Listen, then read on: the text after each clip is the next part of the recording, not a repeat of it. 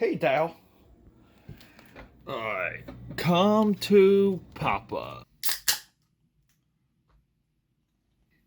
AKA Patters, you know what's up. We're talking The Dark Knight. The Dark Knight's first true coming out party. Everyone wants to talk about that 60s live action show.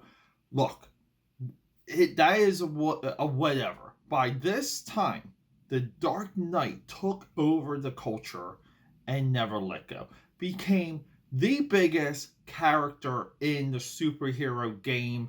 And today, we're talking this for a reason, because for a very long time, I ignored movie adaptations. And now, look, I am nothing but obsessed with them. Everywhere I go, I look for movie adaptations in any shape or form. We're going to review all of them on this channel. We're going to review them with some energy, because I'm sick of comic book channels having a donut's worth of energy around them. I'm bringing the fire. You're coming with me. Let's have a look at the greatest comic book adaptation in the history of the world. The following is brought to you by AKA Pad. It's Batman. Drawn, inked, artwork by the great Jerry Ordway. Jerry Ordway also has done the greatest Shazam story of all time. Maybe we'll review that. I have that on my tablet. We're going to do this. You and me. We're going to do this. We're going to hit that table. Let's go. All right, here we go. Okay, everyone, it's comic book time.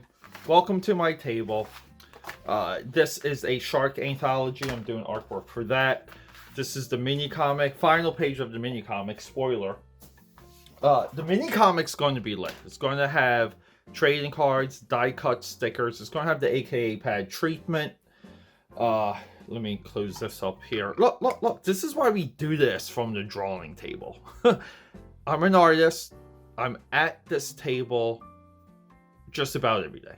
The days I'm not at this table are the days I cannot find my beer.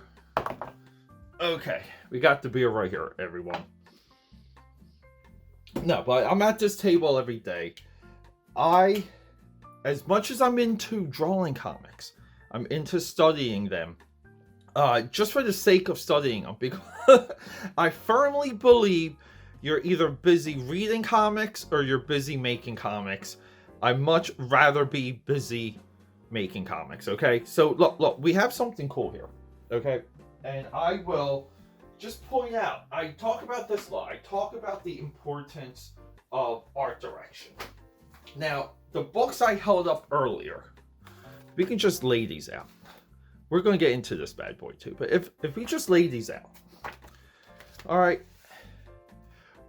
Of these three comics, do we know what they are? Just at a quick glance. And by that, I mean, we don't know that this, look.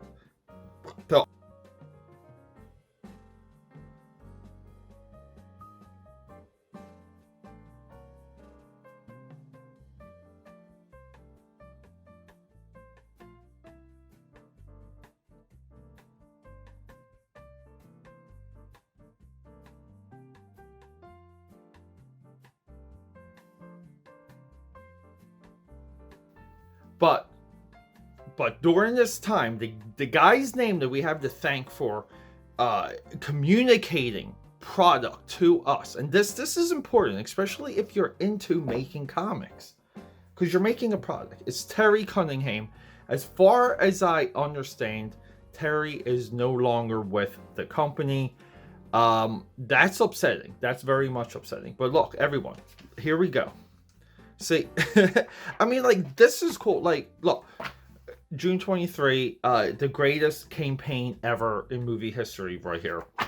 But if you just pick this up, you, like, a lot of people didn't have access to movie theaters for all kinds of reasons before movie theaters got everywhere.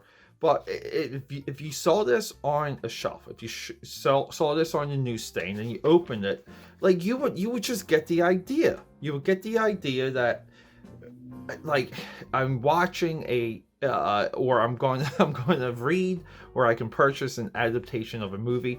And this kind of breaks a fourth wall, because we're inside of a movie theater and we're in, look, the beginning of the movie's beginning.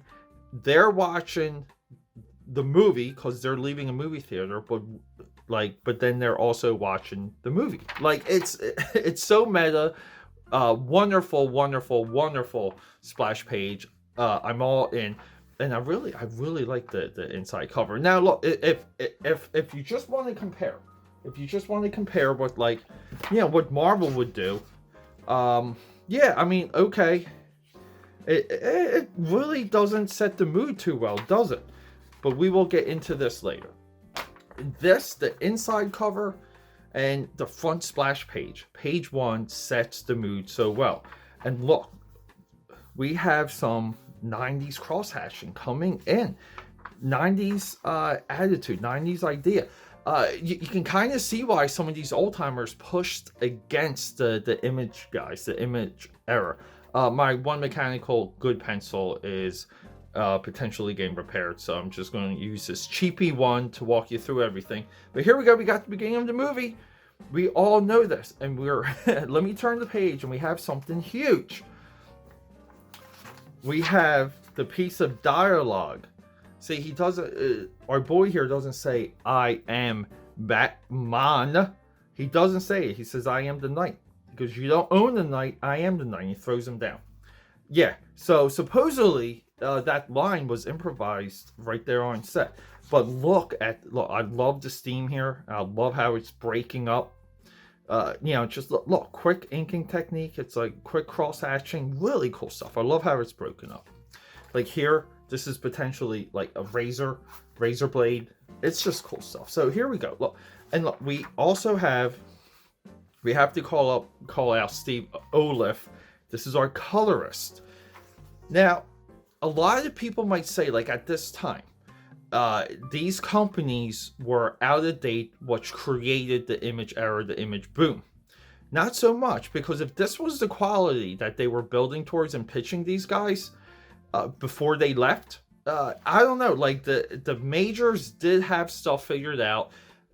Somehow the impression of the majors not having computer coloring, shading techniques, color holds, like print quality, like somehow it's like they didn't have it figured out, but they did, and this is proof of that. Now look, we have the origin of the joke here. I love how Jerry Ordway renders the smoke here. Now, and some of this, it makes me feel like he's working off of stills from the movie. The actual production of this is very curious to me, because look, 90s cross-hatching, I love you, because some of this looks straight ripped from the movie, and he has some of the faces and some of the likenesses.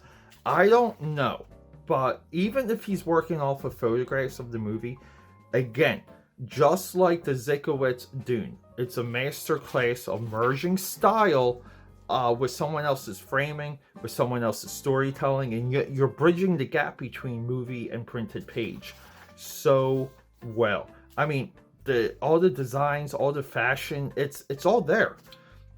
Now, I carefully went through this. There's nothing in here that is not in the movie. This is really just a play-by-play. But we get all the great movie moments. But the artwork, the rendering, again, I mean, look at this Gotham. Look at this cityscape here. The horizon line. It's simple, like 2-point perspective, but it's there. It works. And look at the brown, the burnt umber. So weird. I love the purples here. But we are literally watching the movie. And I just, in the future, I see myself picking this up so much, because the problems that he solves with, look, he's rendering from corner to corner. He's filling everything up. but everything's communicated. He's leaving panels open enough. He's drawing complex things, like, it's masterclass, making it look simple, making it look easy.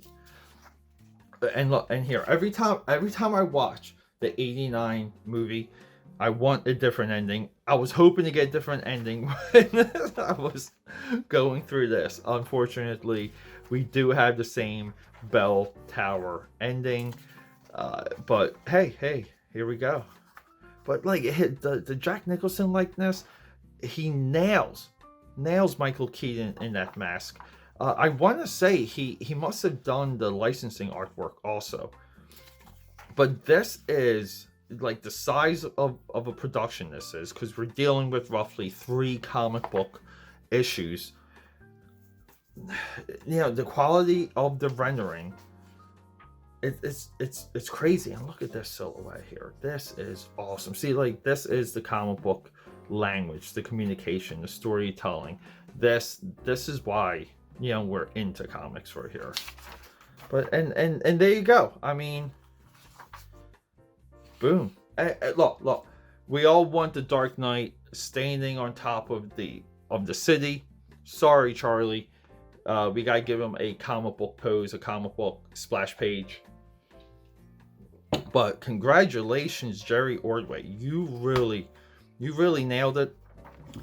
Just going through again, some of the standouts. Access Chemicals for sure. I love this panel. The action is legit. Again, just corner to corner, you're filling up the panel. We're using the horizon line right. We're drawing effects. We know we're in the flashback here. I don't know. It's just, if you want to know what it's like to be a master illustrator and then be a master storyteller and know the comic book language, there's no better book than this.